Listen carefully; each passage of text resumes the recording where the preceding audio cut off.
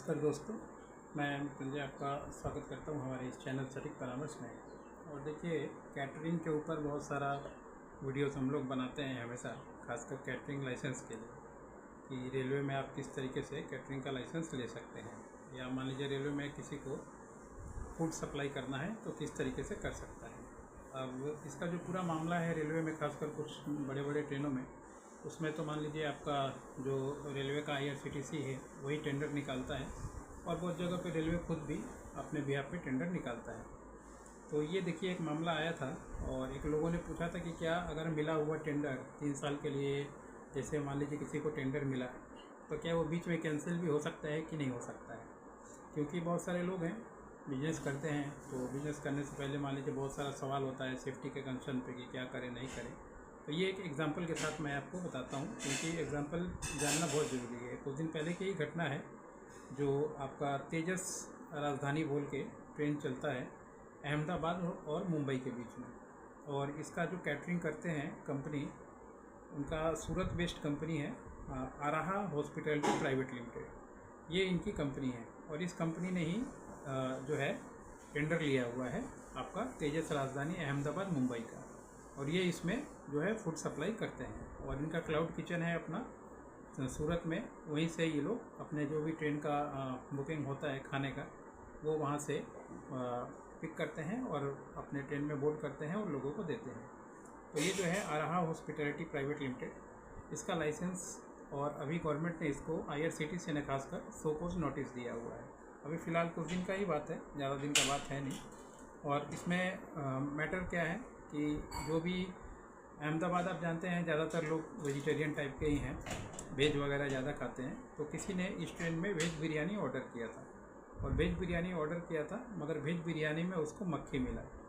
अब मक्खी मिलना भी अपने आप में, मान लीजिए ऐसे ट्रेन में जो राजधानी का स्टेटस लेकर चल रही है और अहमदाबाद से मुंबई चल रही है, मतलब कि आप समझिए फाइनेंशियल रूप से बहुत ज़्यादा स्ट्रॉन्ग लोग ही हो सके उस ट्रेन में सफ़र कर रहे हो, तो ऐसे लोगों का इन्फ्लुएंस भी ज़्यादा होता है, कंप्लेन भी ज़्यादा होता है। थोड़ा से भी आप सर्विस में अगर इधर उधर कीजिएगा तो वो जानते हैं कहाँ पे क्या उनको करना है।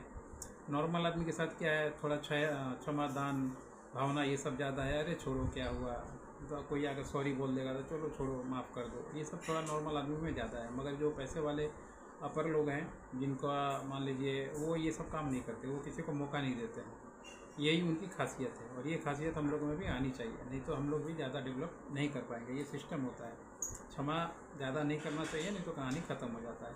अब उस आदमी ने जो है, किसी पैसेंजर ने, उसको ये मक्खी मिला, उसने कंप्लेन कर दिया, फ़ोटो डाल के जो है उसने IRCTC को टैग कर दिया, कंप्लेन कर दिया। अब जैसे ही कंप्लेन पहुंचा, तो कंप्लेन पहुंचने के बाद ट्रेन मैनेजर जो होता है, उसके बाद फिर मान लीजिए जो बॉगी में जिसका सीट होता है, उसको अपना PNR स्टेटस वगैरह डालना पड़ता है। तो हर एक बॉगी में अटेंडेंस भी होता है, आप जानते ही हैं। जैसे ही आप ये सब टाइप के ट्रेनों में जाएंगे तो तुरंत कंप्लेन उन लोगों के पास पहुंचा। कंप्लेन वाले ट्रेन मैनेजर जो है, फूड कैटरिंग वाले, वहाँ पे पहुँचे, मगर माफ़ी वाला कोई हिसाब था नहीं। वो लोग कंप्लेन कर चुके थे, उन्होंने कंप्लेन वापस नहीं लिया। अब इस पर क्या हो गया, जो भी ये आपका कंपनी था hospitality private limited, Araha hospitality private limited, इसको जो है सो कॉज नोटिस जारी कर दिया गया। यानी इससे जो है 15 दिन के अंदर, 10 दिन के अंदर इसको अपना जो सिस्टम है फाइल करना पड़ेगा कि क्या कारण है और क्या सिस्टम है, और 1 लाख रुपए का इस पर फ़ाइन लगाया गया है। अब 1 लाख फ़ाइन तो मान लीजिए ठीक है, भर देगा वो, कोई दिक्कत नहीं है, कमा रहा है, भर देगा। मगर अगर सो कॉज नोटिस में देखा गया कि नहीं, इससे पहले भी इससे इस तरह का काम हुआ, या मान लीजिए रिपीटेशन है, तो फिर हो सके इसका लाइसेंस भी कैंसिल हो सकता है। तो ऐसा नहीं है कि अगर मान लीजिए आप कैटरिंग का काम कर रहे हैं, और ख़ासकर आप अगर राजधानी में या IRCTC में या किसी भी ट्रेन में अगर आपको फूड कैटरिंग का सिस्टम मिल गया है, और आप जो है गलत कर रहे हैं, मान लीजिए ज़्यादा ओवर प्राइसिंग कर रहे हैं, या जो सामान का प्राइस है उससे ज़्यादा प्राइस ले रहे हैं, या इस तरीके का मक्खी मच्छर ये सब मिल जाए, तो आपका लाइसेंस कैंसिल हो सकता है। बशर्ते कंप्लेन करने वाला आदमी सही होना चाहिए, वो कंप्लेन अपना वापस ना ले और सही जगह पे कंप्लेन करे। तो जो अगर किसी पब्लिक को भी इस तरीके का बात होता है, तो उसको IRCTC में तुरंत कंप्लेन करना चाहिए, अपना PNR स्टेटस डाल के, छोड़ने वाला मौका नहीं। क्योंकि देखिए, अगर आप किसी को 1 रुपये कम देंगे, कैटरिंग में खाने वाले आदमी हैं, अगर आपका 10 रुपये कम हो जाए, तो क्या आपको ट्रेन मैनेजर वो पैसा छोड़ेगा? क्या आपको कैटरिंग वाला कोई छोड़ेगा? जहाँ तक 15 का पानी होता है, ज़रूरत पड़े तो 20 रुपये ले लेता है। रेल नहीं छोड़ के बिसलरी लीजिए तो 20 रुपये ले लेगा तुरंत, एकदम मौका मिलता ही।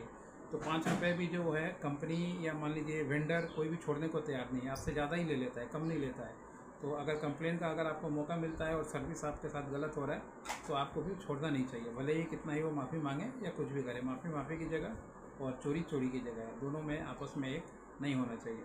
दोस्तों, हमारा काम है लाइसेंस बनवाना, कंसल्टिंग करना, और हम लोग जो है ये कैटरिंग बिजनेस के ऊपर जो रेलवे में पेंट्री कार का कैटरिंग होता है उसके ऊपर गाइडलाइन करवाते हैं कि कैसे मिलता है, क्या क्या डॉक्यूमेंटेशन चाहिए होता है और क्या सिस्टम होता है, क्या प्रोसीडियर होता है, ये सारा कुछ। अगर किसी को इस तरह का टॉपिक पे डिस्कस करना है, अपने बिज़नेस को बढ़ाना है, बिज़नेस के बारे में जानना है, तो टाइम बुक कर सकता है। 9230222490 नंबर है। 1500 रुपये आधे घंटे का लगता है, फ्री कोई सर्विस नहीं है। टाइम बुक करके ही कॉल करेंगे तो अच्छा रहेगा। आज के लिए इतना ही, नमस्कार।